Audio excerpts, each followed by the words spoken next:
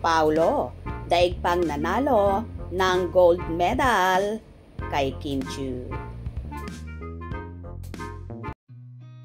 I've seen a lot of change, been through a lot of pain. Some things are not the same as they were a year ago, but all will be okay. I move on each and every day. The past. Viral ngayon ang fan edit ng performance ni Kim Chiu at Paolo Abilino sa Asap Natin To, California. Ayon sa fanay na nag-upload, ay mukha raw nanalo ng gold medal ang aktor dahil sa nakakakilig na ngiti nito sa kanilang performance ni Kim ng kantang Palagi ni TJ Monterde. Paolo, ngiting gold medalist winner na winner. Grabe ang kilig.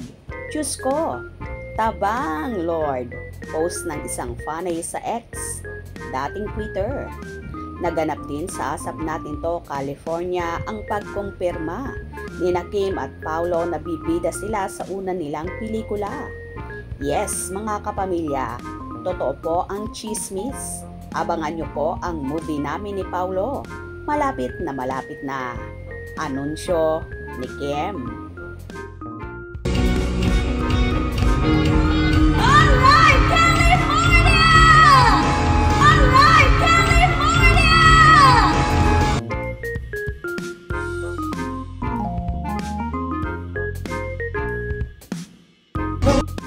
Dagdag pa niya, sana suportahan nyo kami sa mga sinihan very soon.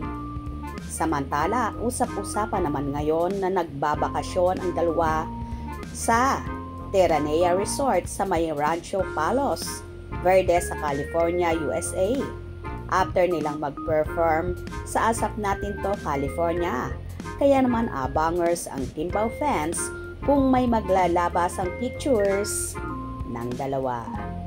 Well, hindi na talaga mapigilan ang sweetness ng Kimbao na talagang totohanan na ang nagaganap sa dalawa.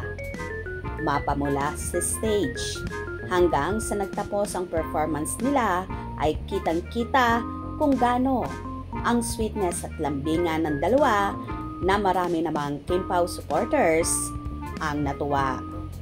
Inaabangan na nga ng kanilang fanay kung lan talaga aamin ang Kimbao sa publiko sa totoo nilang relasyon dahil hindi na sila naniniwala na walang namamagitan sa Kimbao.